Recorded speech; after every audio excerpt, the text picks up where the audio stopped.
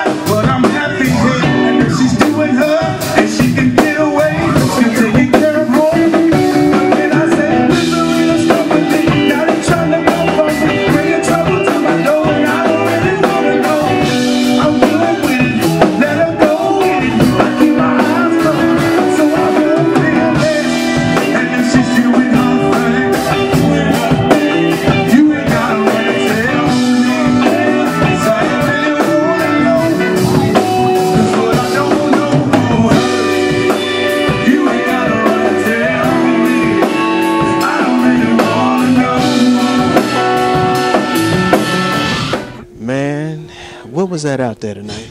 Man, that was fun. That was, you know, I can't call it work because you can't enjoy something like this much and call it work. So it was all fun and play, man. This record is really, I mean, you went back to the origins of the blues and soul. You went to Royal Studios in Memphis, Tennessee. Yeah. You know, I think the honor of it all was standing where Al stood. You know, it's like you can't get that nowhere else. You can't get that feeling, that emotion, that power, that mystique. You can't get it from nowhere else. So we decided to go down to Willie Mitchell studio and Royal Studios down in Memphis, and we played with about 3 members of his original band, the Hodges Brothers, and we had Lester Snell, and we even had James Alexander from the Barcades come up, and these guys came down to play with us, and I'm shocked to be there, with them, and they was more honored to play with us. So, God is good when he take a kid from the ghetto, from the projects, and put him in such a situation that he can thrive and do well. So here we go. This record is really a sort of that real late 1950s into 60s rhythm and blues into soul, and I want to know how you brought that back in 2012. I was sitting home one day and I was watching the Music Choice channel, and B.B. King, The Thriller's came on. So as I'm listening to this song, I stopped listening to the words and I started listening to the music of it all. And I said, wow.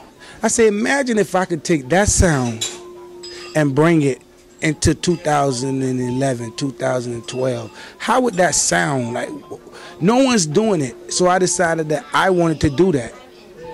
And I felt like, I feel like it's being received the right way, because we wasn't trying to be vintage. We wasn't trying to be a throwback band or something like that. We just wanted to do good music. And the label, they can call it what they want. They can call it soul, they can call it blues, they can call it gospel if they choose to, but as long as they call it. And I think we pulled off what we was trying to achieve. That was give it good classic feel with a modern twist. So I think we did that. When I saw you, I saw heavenly, lovely. What else could I do? But promise to give my revenge. What happened to her? We used to be so wrapped up.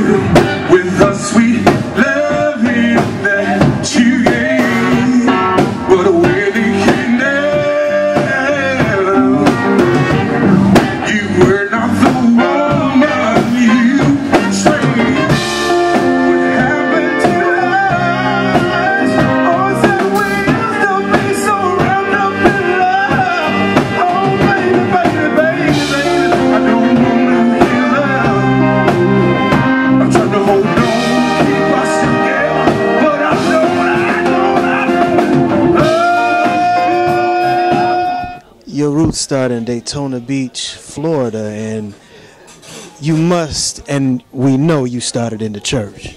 Oh yeah. Mama made sure that, she throw at 5 years old. I wanted to be in the choir. I could not take standing in the audience no more. So at 5 years old, I asked my mother, Mama, I can be in the choir. She said, sure, you can be in the choir. I said, no.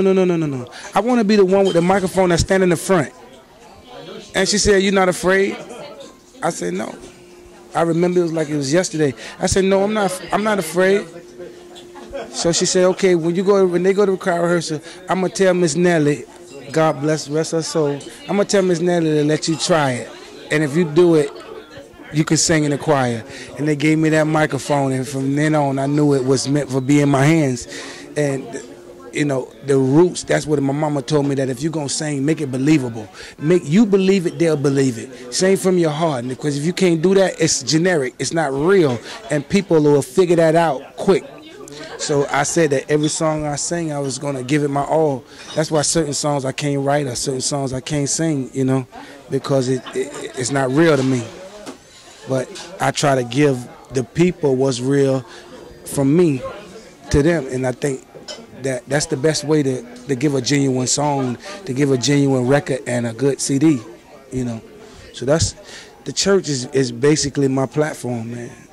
Who are some of your musical influences? I mean, it seems like, you know, you steeped really in gospel, but there's some soul in that also. Man, if you look through my iPad right now, you're gonna find a whole collection of Bobby Womack. You know, I think Womack was the ultimate storyteller. He was the ultimate soul singer. It came from inside, every word, every note. You know, even when he stopped to talk about it, you felt it. And to me, he epitomized greatness when it comes to soul music. And I said that if I do it, I want to do it like he did it. You know, keep my system a little cleaner. You know, but I want to do it like him. I want to make people feel like he did. You know, so Bobby Womack and Otis Redding and Teddy P was big, really big. You know, Teddy was really, really big. And those guys, they did it big. They did it right. They sung it right. And they would, you know, I love the persona that they even gave out, the mystique about them, you know. Like, you know them and you don't know them. So those guys was really people I wanted to emulate, wanted to be like. You know, it's not good to idolize, but emulate is good. I don't know why I love you like I do. After all the things that you put me through, spent all my money and my favorites, and I haven't seen how the hell you did. I wanna know, won't you tell me if I love to stay? Take me to the river. Come on and wash me down. Let my soil put my feet on the ground. I don't know why you treat me so bad. After all the things that we could have had, love is an ocean I'll never forget. As we succeed, I will never regret. I wanna know, won't you tell me if I love?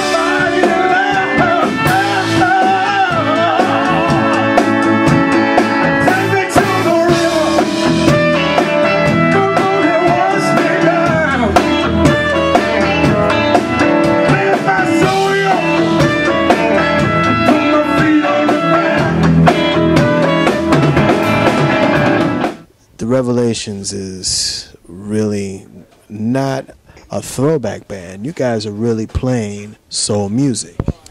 That was kind of our intention, was, you know, we have this, you know, kind of frame of reference for our influences, which is, you know, Southern soul, especially the classic Southern soul, but we purposely really, we did not want to be a throwback band in any way, shape, or form. We wanted to just be contemporary musicians, but with that being our point of reference.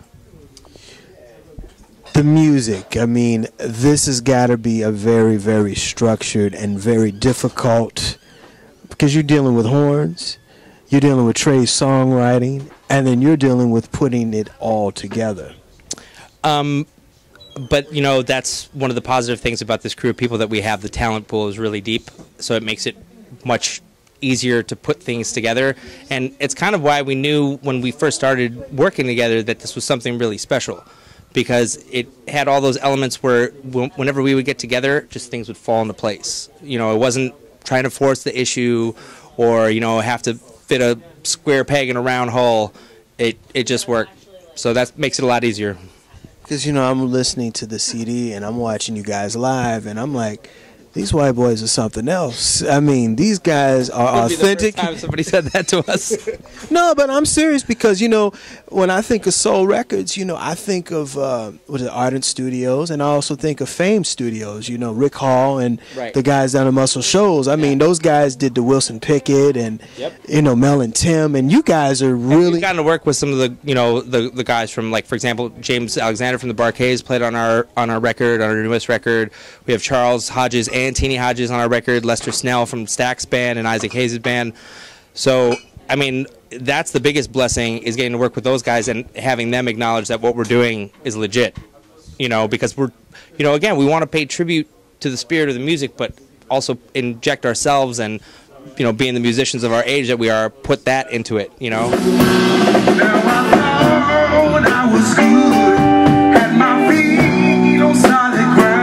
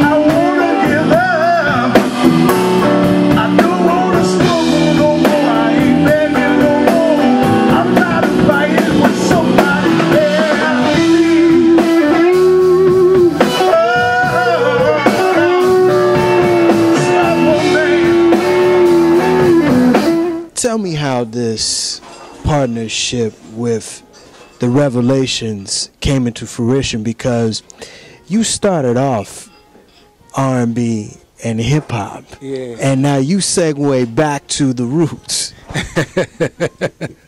Yeah, man, you know, anybody that know me know that, you know, I was with Nas for about 3-4 years, and I was more into the hip hop R&B than I was anything else. But I can truly say that as much as I sung it, it wasn't a passion, you know. And in music, you got to find your passion, because if you can't find your passion, you can't, like I said, you can't be believable. How can you be believable when you don't feel what you're doing? So the contract with Nas ended, and I was looking for a home. I wanted to know where I was going, and I just said, God, you're going to lead me the way I need to be, because Lord knows I'm tired of looking. You know, this game will zap you spiritually, mentally, physically. It'll just take it all from you. So a guy that I was actually working with, doing my project with Nas, called me and said, Tre, you free agent now, right? I'm like, yeah, you know, I'm free agent, looking for a new label. He said, well, why don't you meet with this guy, Bob Perry?